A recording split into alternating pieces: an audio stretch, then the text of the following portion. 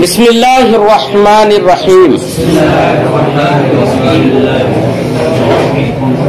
وشرط سماع كل واحد منهما لفظ الآخر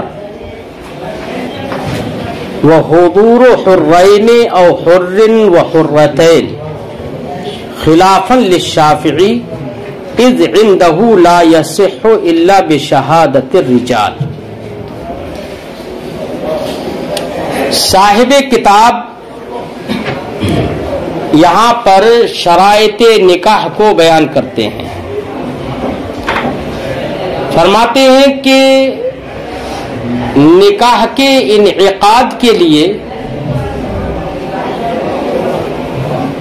عاقدین میں سے ہر ایک کا دوسرے کی بات کو، دوسرے کے لفظوں کو سننا یہ شرط ہے۔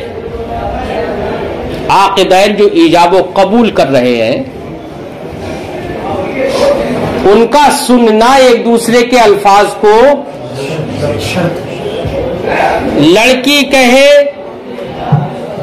نکحتک، میں نے تجھ سے نکاح کر لیا، اور لڑکا کہے قبلت، میں نے قبول کیا، ایک دوسرے کے لفظوں کو سنتے ہوں، یہ سننا شرط ہے۔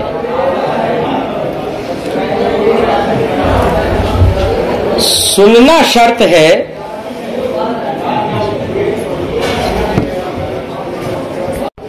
تو دونوں کا ایک دوسرے کے لفظوں کو سننا یہ شرط ہے، لیکن بیٹا سماع میں عموم ہے، یا تو سماع حقیقی ہو یا سماع کے قائم مقام کچھ اور ہو، تو چاہے حقیقتاً سماع ہو یہ شرط ہے، یا سماع کے قائم مقام جو بھی چیز ہو جائے وہ شرط ہے۔ دونوں کی بات کا سننا شرط ہے۔ براہ راست عاقدین آس پاس بیٹھے ہوئے ہیں، ایک نے کہا کہ میں نے نکاح کیا آپ سے، دوسرے نے کہا میں نے قبول کیا، دونوں نے بات سن لی۔ کبھی ایسا ہوتا ہے جیسے کہ ہمارے ہندوستان میں مروج ہے کہ لڑکی دوسری جگہ بیٹھی ہوئی ہوتی ہے اور نکاح اور شوہر، ہونے والا شوہر وہ دوسری جگہ بیٹھا ہوتا ہے، اور لوگ اجازت لے کر آتے ہیں لڑکی سے، تو وہ وکیل بن جاتے ہیں، اور وکیل اس کی بات بھی سن کر آیا ہے، اور وکیل اس کی بات بھی سنے گا جو قبول کرے گا۔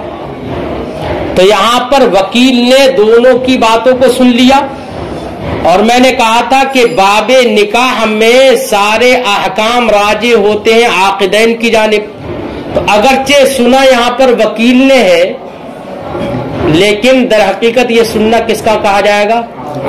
عاقدین کا۔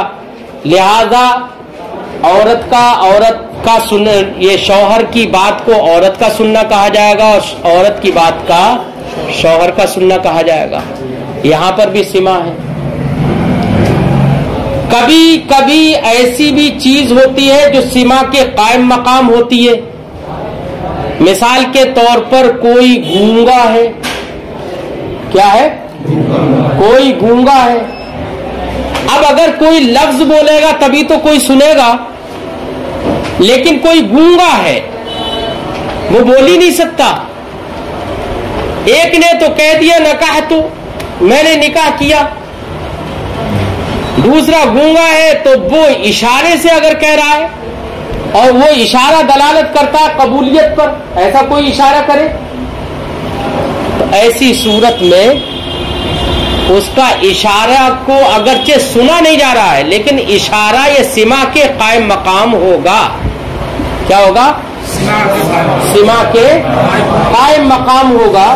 تو اب ایسی صورت میں یہاں پر بھی کہا جائے گا کہ عاقدین میں سے ہر ایک دوسرے کے لفظ کو سننے والا ہے۔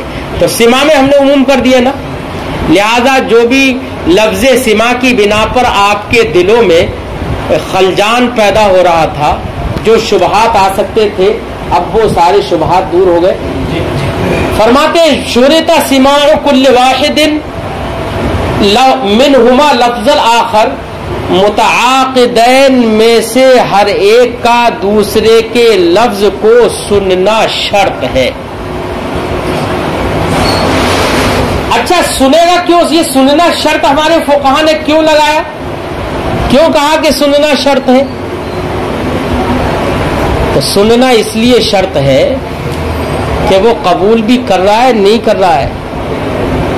پتا چلا اس نے تو کہا تھا نکاح تو میں نے نکاح کیا، اس نے کہا ما قبل تو، اور اس نے سنا ہی نہیں تھا تو نکاح نہیں ہوا نا، اس نے قبول ہی نہیں کیا. اور اس نے سنا نہیں، اس نے سوچا رہے قبول ہو گیا نکاح ہو گیا اب رہ رہے ایک ساتھ. بات سمجھائی نہیں؟ تو احتمال ہے نا اس چیز کا، اس لیے سننا شرط لگا دیا. اچھا سننا اگر شرط قرار دیا جائے گا تو بعض ائمہ نے، ہمارے جمہور، ہمیں بعض ائمہ فقہا نے یہ بھی کہا یہاں پر کہ جب سننا شرط ہے تو سمجھنا بھی شرط ہے. کیونکہ میری گفتگو سے آپ نے سمجھ لیا کہ ہو سکتا ہے اس نے ما قبل تو کہہ دیا ہو تب نکاح ہوگا، نہیں ہوگا کیونکہ اس نے قبول ہی نہیں کیا. اچھا اگر کسی شخص نے قبل تو یا ما قبل تو کسی دوسری زبان میں کہہ دیا، مثال کے طور پر آپ عالم ہیں اور آپ نے نکاح کیا، آپ جس سے نکاح کرنے جا رہے ہیں وہ بھی عالمہ ہے، عالمہ عین سے ہی عالمہ ہے نا، تو وہ تو عربی جانتی ہوگی. اب گواہ بھی موجود ہے. اب اگر آپ نے اس سے کہا نکاح تو، اس نے کہا قبل تو، دونوں نے ایک دوسرے کی بات کو سمجھ لیا نا، نکاح ہو گیا. لیکن آپ کا نکاح عالمہ عین والی عالمہ سے نہیں ہوا، عالمہ سے ہو گیا، حمزے والی عالمہ سے ہے. اب اس سے تو آپ کہہ رہے ہیں قبل تو ہے، آپ نے کہا نکاح تو، اب وہ نکاح تو سمجھ ہی نہیں رہی ہے. بس وہ تو یہ سمجھ رہی ہے کہ انعقاد یہاں پر مجلس نکاح ہے تو شاید اس نے نکاح کے لیے کہا ہوگا، یہی سمجھ رہی ہے نا. لیکن آپ نے نکاحتوں کے بجائے ما نکاحتوں کہہ دیا، وہ تو یہی سمجھ رہی ہے نکاح ہو گیا. اب وہ مطلب تو سمجھ نہیں رہی ہے، تو اب کیا کریں گے؟ یہاں تو نکاح ہی نہیں ہوگا پھر، کیونکہ مطلب نہیں سمجھ رہی ہے. اس لیے یہ بھی بعض علماء نے شرط قرار دیا ہے کہ ایک دوسرے کی بات کو سنے بھی اور ایک دوسرے کی بات کا مطلب بھی سمجھے. یہ بھی بعض علماء نے شرط قرار دیا ہے نا. لیکن جمہور فقہا نے سمجھنے کو شرط قرار نہیں دیا. وہ یہ کہتے ہیں کہ اتنا، اب آج کے زمانے میں تو بالخصوص، پہلے زمانے میں تو آسان بھی تھا، لیکن آج کے زمانے میں تو بالخصوص اتنا پیسہ خرچ ہو رہا ہے. ساری تیاریاں، سالوں سے تیاریاں کر کے مجلس نکاح میں پہنچے تو متصور نہیں ہے کہ لاکھوں پہ پانی پھیر دے، ہے نا، متصور نہیں ہے، ایسا ہو ہی نہیں سکتا. بلکہ جمہور فقہا فرماتے ہیں مجلس نکاح کا منعقد ہونا ہی یہ پورا قرینہ ہے اس بات پر کہ ایک دوسرے سے نکاح کرنے کے الفاظ ہی بول رہے ہوں گے. سمجھے نہیں؟ ہاں، اس لیے جمہور فقہا نے تو مطلب کا سمجھنا شرط قرار نہیں دیا، لیکن بعض فقہا نے مطلب کا سمجھنا بھی شرط قرار دیا ہے. وَشُرِطَ سِمَاعُ كُلِّ وَاحِدٍ مِّنْهُمَا، دونوں میں سے ہر ایک کا ایک دوسرے کے لفظ کو سننا شرط قرار دیا گیا ہے. وَحُضُورُ حُرَّيْنِ، ایسی شرط قرار دیا گیا ہے دو آزاد مردوں کا حاضر ہونا.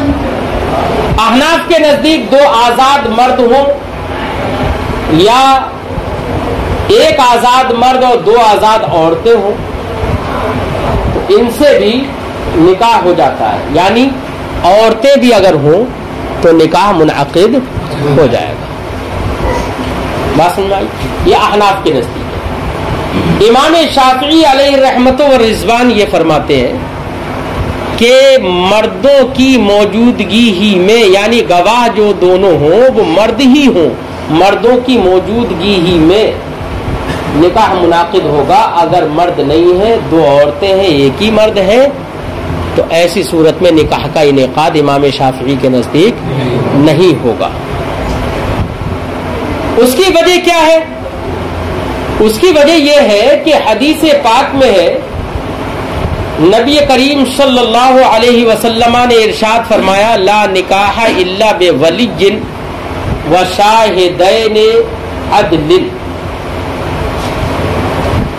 سرکار نے فرمایا کہ نکاح نہیں ہوگا مگر ولی سے اور 2 باعدل گواہوں سے. امام شافعی فرماتے ہیں کہ شاہدین نے کہا ہے. کیا فرمایا سرکار نے؟ شاہدین مذکر کا صیغہ ہے، اور مذکر کے صیغہ جب ہے تو اس لیے مذکروں کا ہونا ہی شرط ہے. سمجھے؟ ہاں. احناف فرماتے ہیں کہ ایسے تو مذکر کے صیغے تو بہت ساری جگہ پر ہے. یا ایھا الذین آمنوا اذا قمتم الی الصلاۃ فاغسلوا وجوہکم وایدیکم الی المرافق. ارے سب میں مذکر کے صیغے ہیں نہیں، تو پھر عورت پر کیوں واجب قرار دیتے ہو؟ ارے بات سمجھائی نہیں آئی؟ احناف یہ فرماتے ہیں کہ مذکر کا جو ذکر ہے وہ شرافت کی بنا پر ہے، اور رجال قوامون علی النساء کے قبیل سے ہے. ٹھیک ہے، اس کے ساتھ میں عورتیں بھی شامل ہیں. ہاں، عورتیں ناقصات العقل والدین ہوتی ہیں، تو ناقصات العقل ہونے کی وجہ سے احناف نے کہا کہ 2 عورتیں ہوں تاکہ ایک دوسرے کو یاد دلا دیں، اور ایک مرد. سمجھے نہیں؟ اس لیے 2 عورتوں کو کہا کہ دو عورتیں ناقص ہونے کی وجہ سے ایک مرد کے تو برابر ہو ہی جائیں گی ہے. اور قرآن پاک میں بھی ایک جگہ فرمایا گیا ہے گواہ بنانے کے سلسلے میں کہ 2 مرد ہوں یا 2 عورتیں ایک مرد ہوں. قرآن پاک میں بھی ہے نا، آیت کریمہ پڑھنا ذرا. فاستشہدوا شہیدین من رجالکم شہیدین من رجالکم فإن لم یکونا رجلین فرجل وامرأتان. اگر 2 مرد نہ ہوں تو ایک مرد 2 عورتیں ہو جائیں. یہ تو قرآن نے بھی فرمایا. اس لیے احناف نے کہا کہ 2 مرد، ایک مرد اور 2 عورتوں کی موجودگی میں بھی نکاح ہو جائے گا. فرماتے وحضور حرین، 2 آزاد. اب حرین کی بھی قید لگا دی ہے، غلام کی نہیں. غلام گواہ نہیں بن سکتا. کیوں؟ وجہ اس کی اس لیے کہ غلام کو خود اپنے اوپر ولایت نہیں ہوتی ہے، تو وہ دوسرے کی گواہ کا ولی کیسے بن جائے گا؟ دوسرے کا بھی ولی نہیں بنے گا، لہذا وہ گواہ نہیں بن سکتا، کیونکہ شہادت باب ولایت سے ہے. ٹھیک ہے نا؟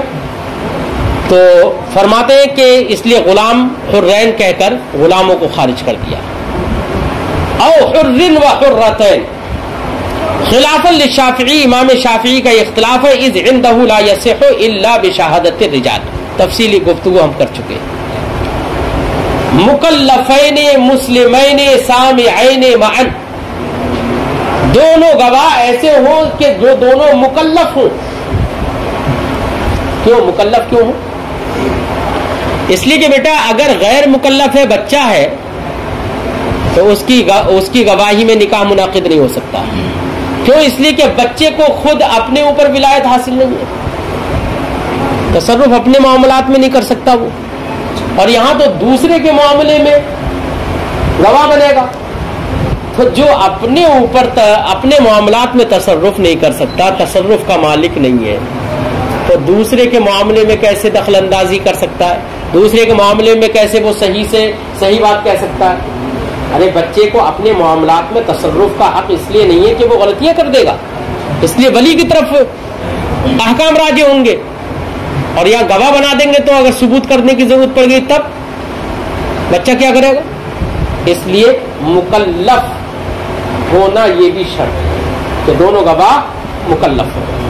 مسلمین، دونوں گواہ مسلمان بھی ہوں، گواہ مسلمان بھی ہو. کیوں؟ اس لیے کہ قرآن پاک میں اللہ نے ارشاد فرمایا لن یجعل اللہ للکافرین علی المسلمین سبیلا. یہی ہے نا؟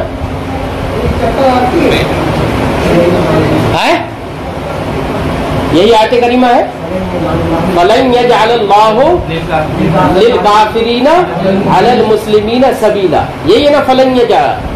تو اللہ رب العزت نے فرمایا کہ اللہ رب العزت کافروں کو مسلمانوں پر کوئی راستہ نہیں رکھتا ہے. تو اب ایک کافر مسلمانوں کا گواہ بنے.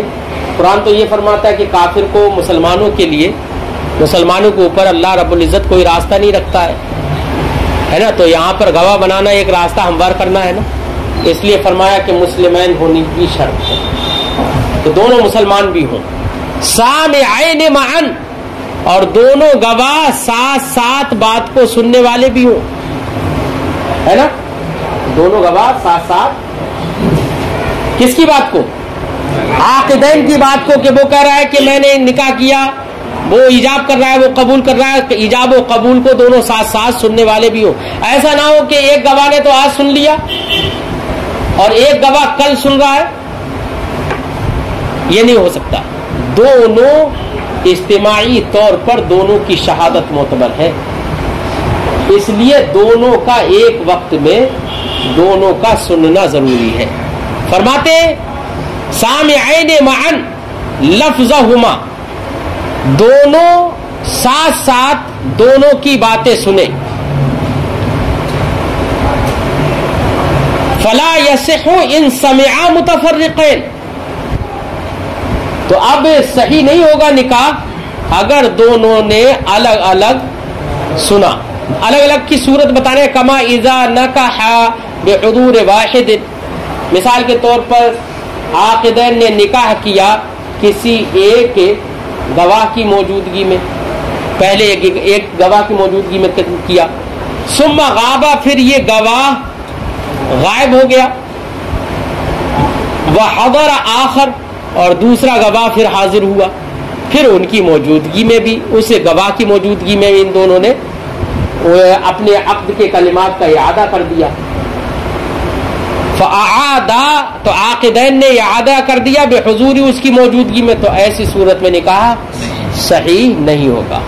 ٹھیک ہے، بلکہ دونوں مردوں کی، دونوں گواہوں کے اجتماع کے ساتھ ایک شہادت ہے نا. اچھا، شہادت گواہ ہونے کے بارے میں نبی کریم نے فرمایا لا نکاح الا بشہود، نکاح نہیں ہوگا مگر گواہوں کے ہی ذریعے. یہ کیوں اتنی تاکید کیوں؟ یہ زور اس لیے دیا گیا گواہی میں، حالانکہ معاملات جیسے بیع و شراء ہو تو عقد بیع کرنے کے وقت میں گواہی یہ شرط قرار نہیں دی گئی ہے، کیونکہ وہاں پر معاملات ہیں، وہاں پر ایک مملوک شے کا ایک آدمی مالک ہوتا ہے، ایک آدمی اپنی ملک سے اس کو نکالتا ہے، تو وہاں پر ایک امر خارجی جو کہ انسان نہیں ہے، اشرف المخلوقات نہیں ہے، آزاد نہیں ہے، اس کی بیع ہو رہی ہے، وہاں پر اس کی بیع ہو رہی ہے. تو وہاں پر اتنا مسئلہ اہم نہیں ہے، یہاں پر تو ایک آزاد عورت کو دوسرے کی عورت کے وضع کو دوسرے کی ملکیت میں دیا جا رہا ہے، جبکہ عقل یہ کہتی ہے کہ جزو انسانی سے استفادہ اور تمتع جائز نہیں ہے نا. تو جب افزائش نسل انسانی کے خاطر خلاف قیاس خلاف عقل جو چیز جائز ہو تو اس کو بڑی احتیاط اس میں برتنے کی ضرورت ہے. اس لیے شہادت کو یہاں پر شرط قرار دیا گیا ہے. اچھا، یہاں پر صاحب کتاب نے فرمایا سامعین معا، اس پر تو گفتگو کر دی ہم نے کہ ساتھ ساتھ سنے دونوں، لیکن کوئی اگر ایسے گواہ ہوں جو سنتے ہی نہ ہوں تو اسی سے سمجھ میں آ گیا کہ ایسے لوگ گواہ نہیں بن سکتے جو سنتے ہی نہ ہوں. لہذا بہرے ہوں تو بہروں کو گواہ نہیں بنایا جا سکتا. کیوں؟ وہ جب سنیں گے ہی نہیں، سننا شرط ہے. بہرے تو نہیں ہوں، وہ تو سننے والے، لیکن سو رہے ہوں ہے کیا؟ سو رہے ہوں، سونے والے لوگوں کی موجودگی میں آپ نے نکاح کر لیا تو نکاح صحیح نہیں ہوگا. کیوں؟ وہ سن ہی نہیں رہے. لہذا جو نہیں سن سکتے ان کی، یا سن بھی سکتا ہے سو بھی نہیں رہا ہے لیکن اس وقت اس کا ذہن حاضر ہی نہیں ہے نا، سو بھی نہیں رہا ہے مگر ذہن حاضر نہیں ہے. کبھی کبھی ایسا ہوتا ہے نا کہ ہمارا ذہن پورا کسی ایک کام پہ لگا ہوا ہے. اب ایسے وقت میں دو لوگ آئے اور اس نے ایک نے کہا میں نے نکاح کے، دوسرے نے کہا میں نے قبول کیا، میری تو ہمارے تو ذہن ہی اس کی طرف نہیں تھا. یہ کیا کہہ رہے ہیں؟ ایسی صورت میں بھی نکاح صحیح نہیں ہوگا. مطلب یہ ہوا کہ سننے والے یہ سنے کہ ہاں یہ نکاح کے ایجاب و قبول ہو رہا ہے، یہ سنے، ٹھیک ہے نا. لہذا نکاح ایسی صورت میں نہیں ہوگا. شریعت نے مفاسد کا دروازہ ہی بند کر دیا، ورنہ تو کتنے لوگ اس فساد کے زمانے میں اتنے آتے، کہہ دیتے کہ ہم نے تو نکاح کر لیا تھا. کس کی موجودگی ہے؟ کسی کا بھی نام لے دیا فلاں کی موجودگی میں. اس سے پوچھا جاتا تو وہ کہتا مجھے تو نہیں پتا. ارے لڑکے لڑکی کہتے ارے ان کو پتا نہیں ہے، اصل میں یہ دوسرے کام میں مصروف تھے، ان کی موجودگی میں تو ہم نے نکاح کیا تھا، ہے نا. یہ تو سو رہے تھے اس وقت میں. تو بہت سارے دروازے فساد کے کھل جاتے ہیں. شریعت اسلامیہ نے مفاسد کا دروازہ ہی بند کر دیا، اتنی شرطیں لگا دی، اتنی احتیاط برتی. ارے گونگے ہوں، اندھے ہوں، لیکن سننے والے ہوں تو نکاح صحیح ہو جائے گا. کیوں؟ اس لیے کہ اندھا ہوگا تو وہ زبان سے تو کہہ دے گا. بیٹا بتانے والا بھی تو کوئی ہوگا، ہے کوئی نہ کوئی تو بتانے والا ہوگا. اور وہ اس اندھے کو مجلس نکاح میں لے کر جایا جا رہا ہے تو بھی اسے نہیں پتا ہوگا کہ میں مجلس نکاح میں جا رہا ہوں. اس لیے اگر گونگا ہے وہ لکھ کے گواہی دے سکتا ہے، اندھا ہے وہ بول کر گواہی دے سکتا ہے اگرچہ دیکھ نہیں رہا ہے. سمجھے نہیں؟ نہیں، جہاں پر بات کو وہ ان کے ایجاب و قبول کو سمجھ ہی نہیں پا رہا ہے تو ان کی موجودگی میں نکاح نہیں ہوگا. فرماتے ہیں وَصَحَّ عِنْدَ فَاسِقَيْنِ، اور نکاح صحیح ہو جائے گا دو فاسقوں کی موجودگی میں. فاسق موجود ہے، نکاح صحیح ہو جائے گا. آج کے زمانے میں تو میں دیکھتا ہوں زیادہ تر نکاح فاسقوں کی موجودگی میں ہی ہوتا ہے. گواہ بھی فاسق ہی ہوتے ہیں لیکن نکاح منعقد ہو جائے گا. لیکن نکاح کے بیٹا دو حکم ہیں، ایک ہے انعقاد نکاح اور ایک ہے اثبات نکاح. کیا ہے؟ اور ایک ہے اثبات نکاح. انعقاد نکاح تو فاسقوں کی موجودگی میں بھی ہو جائے گا. کیوں؟ اس لیے کہ نکاح نام ہے ایجاب و قبول مع الارتباط کا، اور وہ ایجاب و قبول مع الارتباط فاسقوں کی موجودگی میں بھی ہو سکتا ہے، اس لیے فاسقوں کی موجودگی میں بھی نکاح۔ اچھا، فاسق جو ہے وہ صاحب ولایت ہے، کیا ہے؟ اس کے اندر فسق کی وجہ سے جو کمی آئی ہے وہ کمی ولایت کو ختم نہیں کرے گی، ولایت کو ناقص کر دے گی۔ تو ولایت کاملہ اگرچہ نہیں ہے اس کے اندر، لیکن ولایت ناقصہ تو ہے۔ جب صاحب ولایت ہے وہ ولی ہو سکتا ہے، تو ایسی صورت میں اس کی موجودگی میں نکاح کا انعقاد بھی ہو جائے گا۔ ایسے ہی محدود فی القذف ہے کوئی، تو محدود فی القذف ہے، کسی محسنہ، کسی پاک دامن عورت کو تہمت لگا دی اس نے، تو قرآن نے تو فرمایا کہ اس کے 80 کوڑے مارو، ولا تقبلوا لهم شہادتن ابدا، اور قرآن نے فرمایا کہ ان کی گواہی کو کبھی بھی قبول مت کرو۔ تو لا تقبلوا لهم شہادتن ابدا، لا تقبلوا ہے نا، لہذا محدود فی القذف اگر کوئی ہے ان کی موجودگی میں بھی نکاح صحیح ہو جائے گا، کیونکہ انعقاد نکاح اور ہے، اثبات نکاح اور ہے۔ ہاں، اگر ان میں سے کوئی نکاح کا انکار کرنے لگا اور معاملہ قاضی صاحب کے پاس پہنچا تو فاسقوں کی شہادت قاضی نہیں مانے گا، اس لیے ان کی شہادت سے اثبات نکاح نہیں ہو سکتا ہے، لیکن انعقاد نکاح ہو جائے گا۔ ارے بات سمجھ میں آ گئی؟ ایسی محدود فی القذف کی شہادت، محدود فی القذف کی شہادت کے بارے میں یہ کہا ان کی شہادت کو قبول مت کرو، تو قبول نہ کرنے کے لیے کہا کہ قبول کبھی مت کرو، اس لیے قاضی ان کی شہادت کو قبول تو نہیں کرے گا، ہے نا، لیکن انعقاد نکاح ہو جائے گا۔ یعنی انعقاد نکاح ایک الگ امر ہے اور اثبات نکاح ایک الگ امر ہے، تو فاسق ہوں یا محدود فی القذف ہوں ان کی موجودگی میں انعقاد نکاح تو ہو جائے گا، لیکن اثبات نکاح، لہذا اگر کسی نے انکار کر دیا تو قاضی کے پاس یہ ان کی گواہی معتبر نہیں ہوگی، ٹھیک ہے۔ اسی لیے صاحب کتاب نے فرمایا صح عند فاسقین، نکاح صحیح ہو جائے گا دو فاسقوں کے پاس موجودگی میں، اور محدودین فی قذف، یا دو محدود فی القذف۔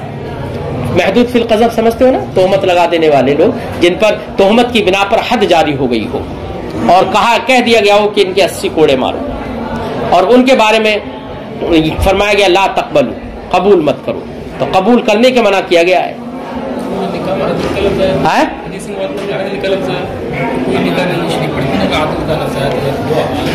میں نے کہا نا کہ عدل ہے تو اس سے ولایت کاملہ ہوگی، میں نے ابھی کہا تھا نا کہ عدل کی بنا پر ولایت کاملہ ہوگی، اور شہادت باب ولایت سے ہے نہ کہ ولایت کاملہ کے باب سے، سمجھے نہیں، باب ولایت سے، اور محدود فی القذف ہو یا فاسق ہو وہ صاحب ولایت تو ہے، اگرچہ ولایت ناقصہ کا صاحب ہے، مالک ہے، ٹھیک ہے نا، اس لیے نکاح کا انعقاد ہو جائے گا۔ ولایت کاملہ نہیں ہے، اس لیے یہاں پر اثبات نکاح نہیں ہو پائے گا۔